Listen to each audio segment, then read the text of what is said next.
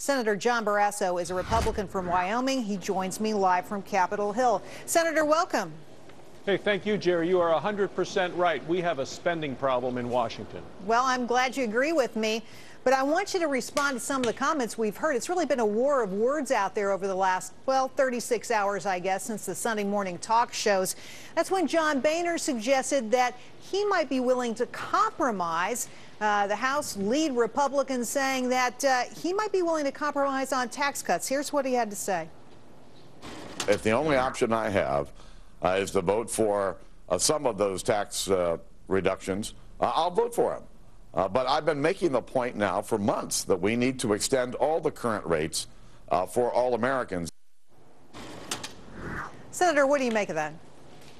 Well, we want to extend all of the lower rates for all Americans. I don't think you raise taxes on anybody in the middle of a recession, and that's what we're hearing now from more and more Democrats. Joe Lieberman just earlier today with Neil Cavuto said the same thing. You should not raise taxes on anyone, and especially not on the job-creating sector of our economy. Senator Boehner did seem to open the door to some sort of compromise there, did he not? Well, I think that, as a conservative, I want to vote for tax reductions anytime I can, and I want to make sure if anybody says we're going to increase taxes, I'm going to vote against that. But I would like to see, and I think we ought to see, no increase in taxes on anyone during a recession. It's bad for the economy. People need certainty, and people aren't hiring right now because there is very little certainty. The huge expenses of this health care mandate, the huge expenses of energy costs that are going to go up with the Environmental Protection Agency and its mandates, even if cap and trade doesn't go through, and I'm fighting cap and trade all the time. But you raise taxes on the job-creating segment of our economy, you're not going to get people to go out and hire more individuals. And with 9.6% sir, you agree with Senator unemployment, Mitch McConnell, who was out earlier today saying, hey, we might be willing to filibuster over this. This is what he had to say. He said, quote, there's a debate we're happy to have. That's the kind of debate that unifies my caucus from Olympia Snow to Jim DeMint, implying here that everybody's going to sign on board to block whatever the White House might come up with here. It seems to me, and, we have Boehner on the one hand saying, hey, maybe there's room for compromise. On the other hand, Mitch McConnell saying, heck no, there's no room for compromise here. Why aren't the Republicans on the same page? Well, I'm on the page of the American people, and the American people do not want their taxes to go up.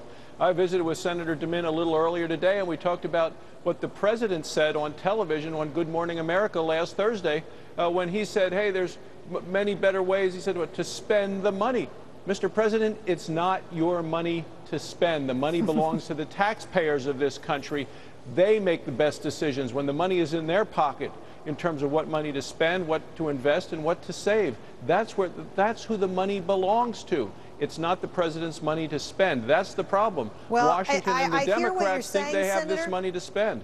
I hear what you're saying, Senator, but at the same time, it really sounds like people are playing politics with this.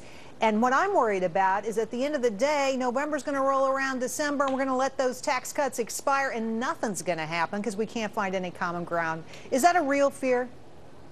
Oh, it is absolutely a great concern, especially with the elections coming up. I think that everything that either Harry Reid or Nancy Pelosi brings to the floor, and they're the ones that bring them to the bills to decide on what's being voted upon, everything that they're going to do is going to be political.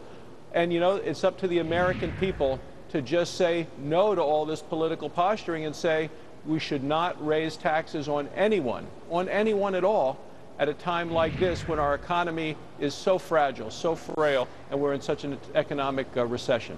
I want to get you to respond as well to something Harry Reid said today. You brought him up just a second ago. He said Republicans are willing to raise middle-class taxes to protect millionaires and CEOs who ship jobs overseas.